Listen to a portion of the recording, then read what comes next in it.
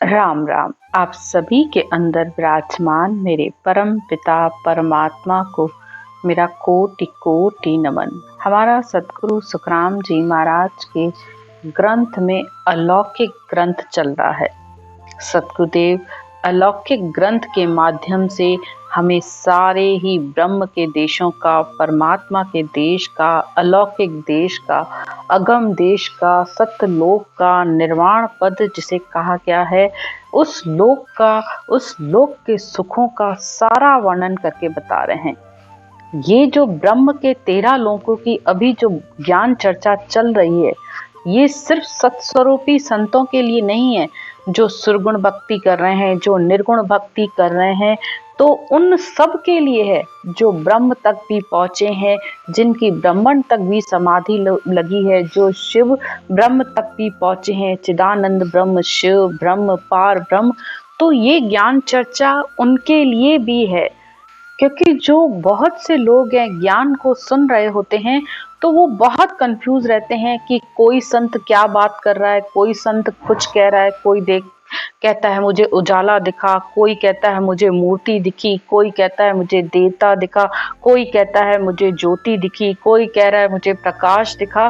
तो ये संत जो ऐसी बातें करते हैं, कोई अलख की ध्वनि सुन रहा है, कोई कुछ सुन रहा है, कोई सोहंग का जाप करता है, कोई ओम की साधना कर रहा है, कोई ब्रह्मांड में श्वासों को चढ़ाए हुए है।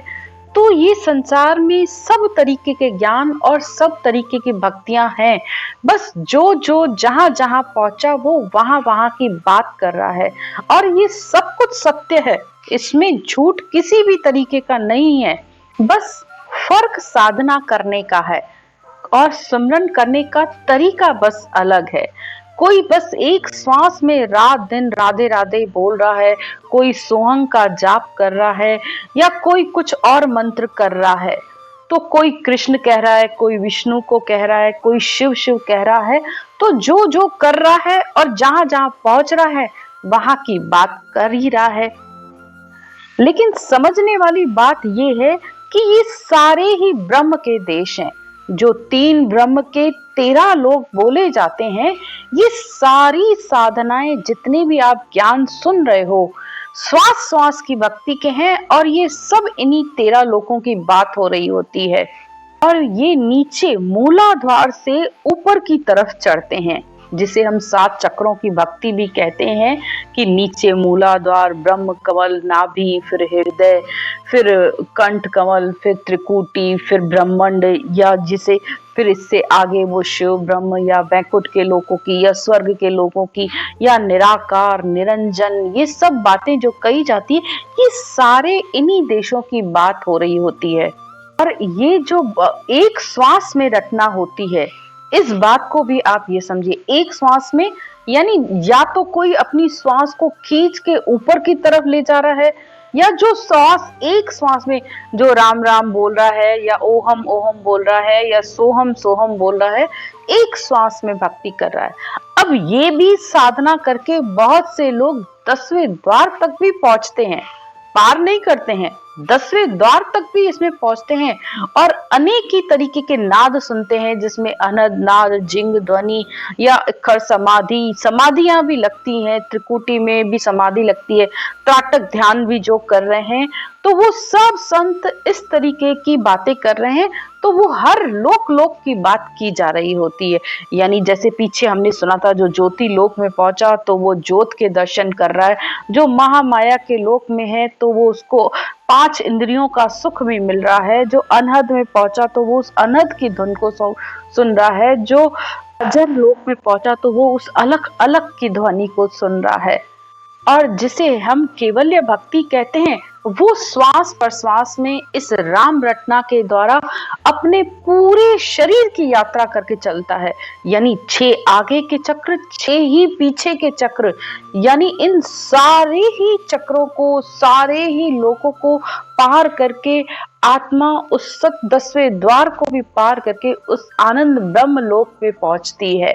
तो ये सारे लोग जो ये कहते हैं, यही सारे लोग इसमें भी आते हैं, इस साधना में भी आते हैं। इसमें कहीं आत्मा अटकती नहीं है।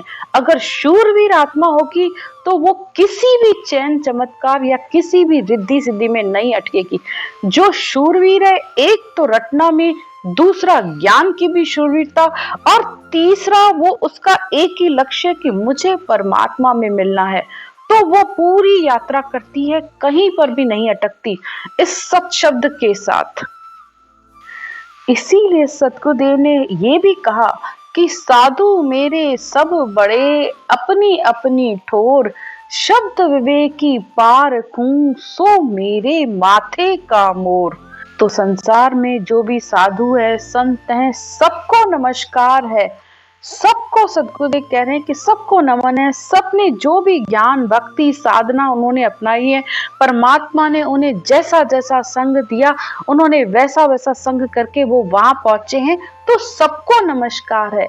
लेकिन माथे का मोर उन्होंने उसे कहा है जिसके पास ये नियक्ष का ज्ञान है, जिसके पास ये सत्शब्द का ज्ञान है, क्योंकि आनंद लोक तो ने अक्षर पहुंचे और न कोई पहुंचे रे। तो आनंद लोक तो वही आत्मा जा सकती है जिसके साथ ये सत्शब्द, ये शब्द धुन है।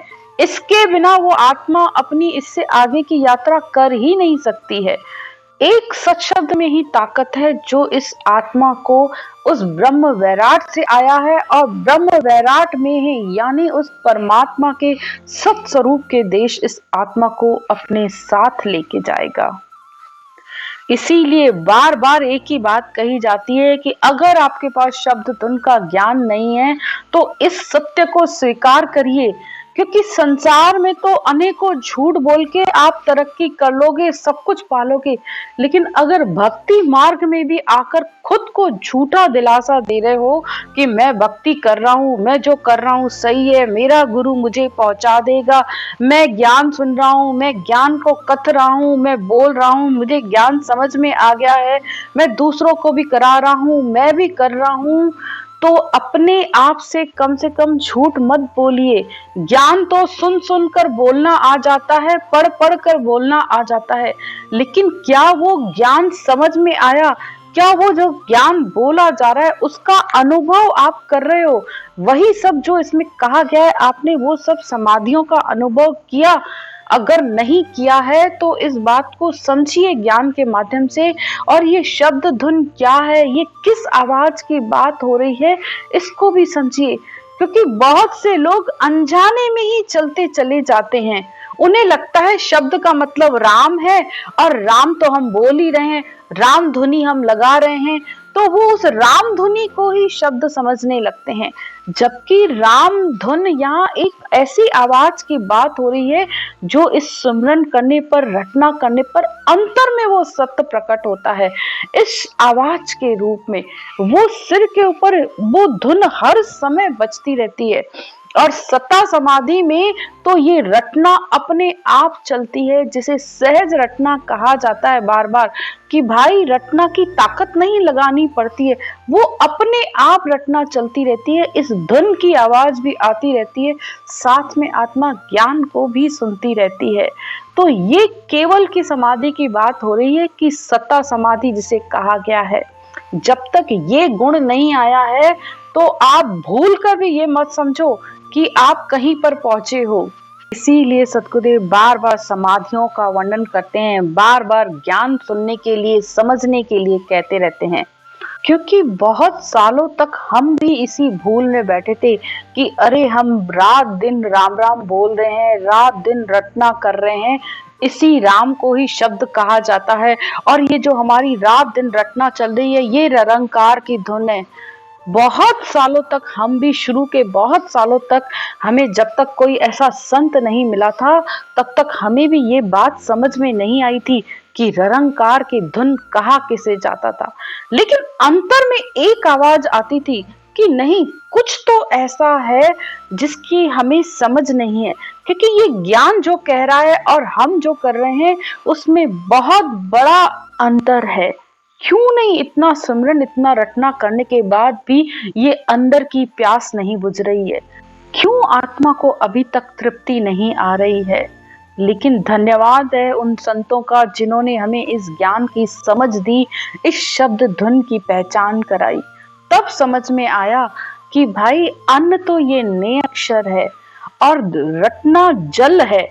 जैसे जैसे रटना होती है वैसे वैसे इस आत्मा की भूख और प्यास मिटती है, क्योंकि आत्मा जैसे जैसे इस धुन को अन्न कहा गया है। जैसे जैसे आत्मा इस धुन का संग करती है तो इस आत्मा की भी भूख और प्यास मिटती है और इस आत्मा की तृप्ति होती है और इसके अंदर शांति आती है। धुन के धोरे हरिजन भीजे, ए सुख है सतगुरु के चरना। तो धुन के धोरे का मतलब होता है इस धुन को सुनती है ना आत्मा, तो ये रटना अपने आप चलने लगती है, ये सिमरन अपने आप चलने लगता है। ए सुख है सतगुरु के चरना। तो सतगुरु के चरण यहाँ पर ज्ञान को कहा गया है कि ज्ञान को सुनकर आत्मा चेतन होती है। ये नहीं कहा जा रहा है कि जो सामने सीट पर वो बैठकर इस ज्ञान को बोल रहा है उसको सुनकर आत्मा तृप्त होती है। नहीं, ज्ञान का शरणा, सतगुरु की शरण का मतलब ज्ञान का शरणा लेना है। जिसने ईमानदारी से ज्ञान का शरणा लिया है तो फिर वो आत्मा कहीं पर भी नहीं अटकती है। अब कल तक के ज्ञान की चर्चा में हमने इक्खर लोक तक की समाधियों का वर्णन सुना था कि इक्खर लोक में अनहद नाद होता है। इक्खर का मतलब न टूटने वाली समाधि है। इसमें शब्द बराबर सुनाई देता रहता है, बाहर की बातें भी सुनता है और लेकिन उसे भले वो बातें समझ में नहीं आती हैं आवाजें, लेकिन वो आवाज भी सुनाई देती है, साथ में वो शब्द भी सुनाई देता रहता है, लेकिन उठकर वो काम नहीं कर सकता है। कि मतलब उस समाधि से उसकी उठने की इच्छा नहीं होती है, उसे लगता है कि बस मैं इस धुन को सुनता रहूं। और इक्खर समाधि 10वें द्वार के नीचे लगती है। अब इससे आगे की बात सतगुरुदेव कहते हैं, एक निरंजन ब्रह्म लोक निराकारी, तेज ही तेज तपे बहुबारी, कोटक सूर उदय प्रकाशा, नौतत दे बही वासा।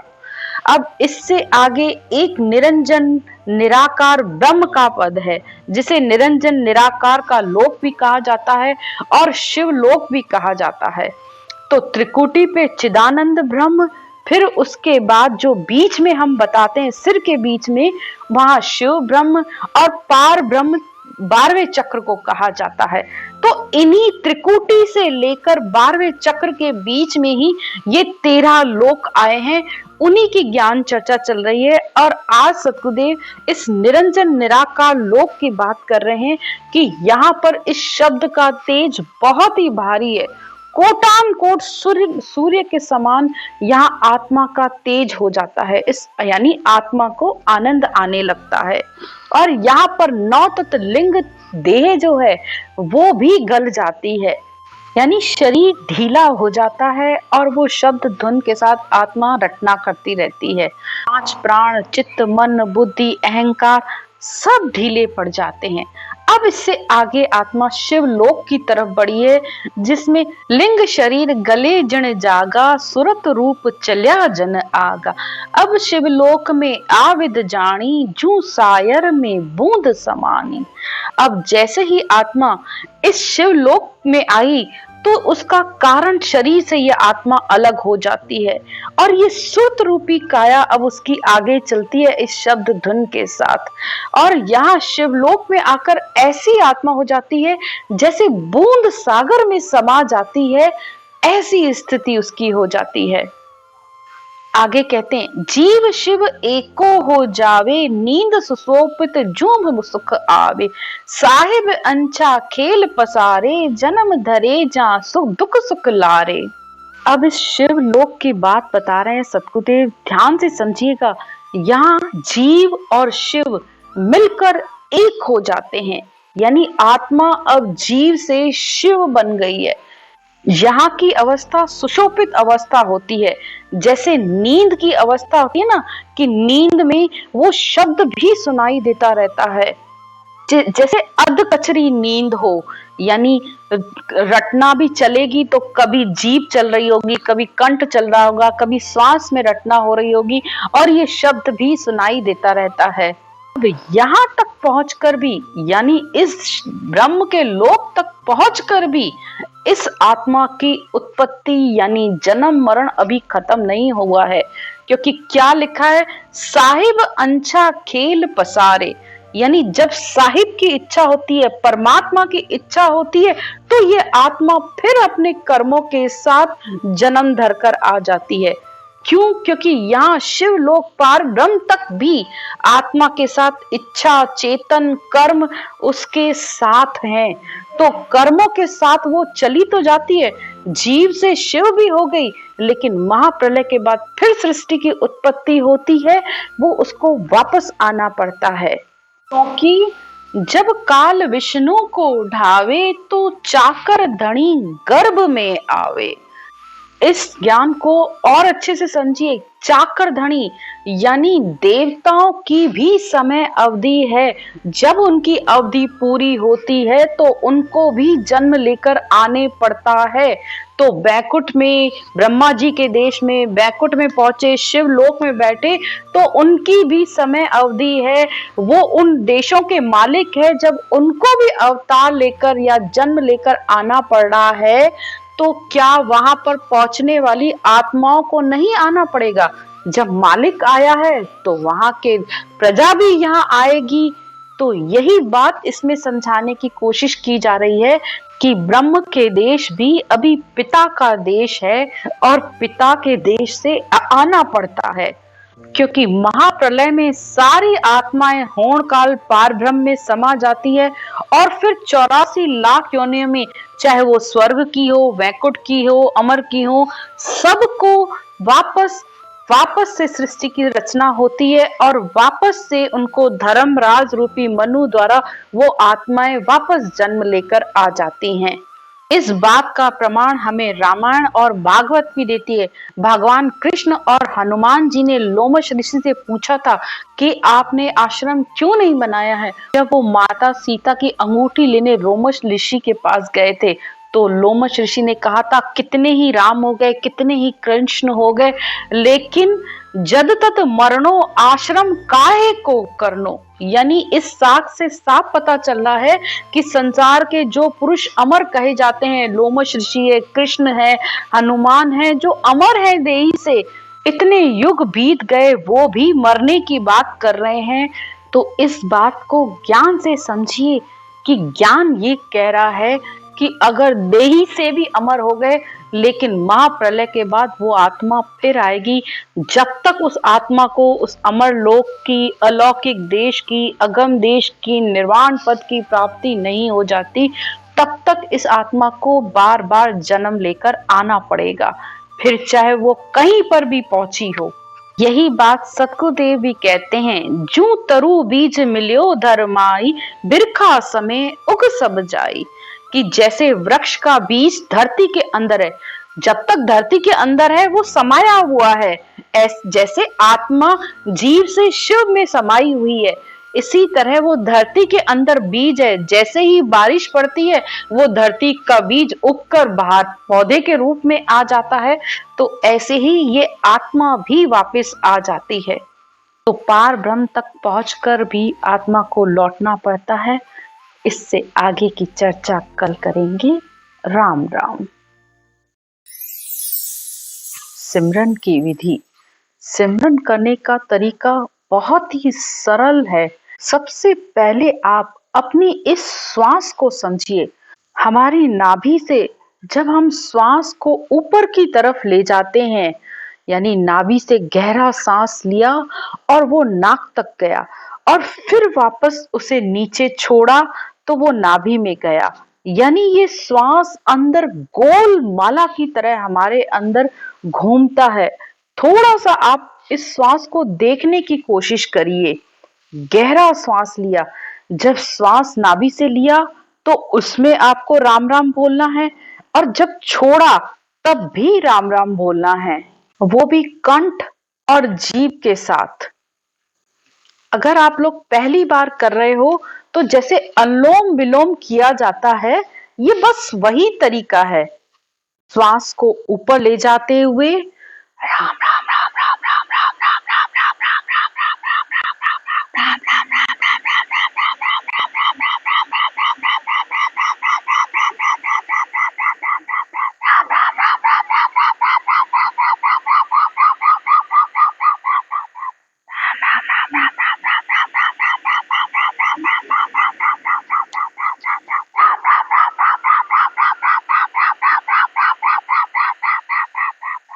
श्वास को देखते हुए आपको सिमरन करना है।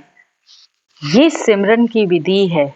जब आप इस तरीके से सिमरन करते हो तो वो सत्शब्द, शब्द ब्रह्म ने अक्षर आकर इस कंठ कमल पर जागृत हो जाता है।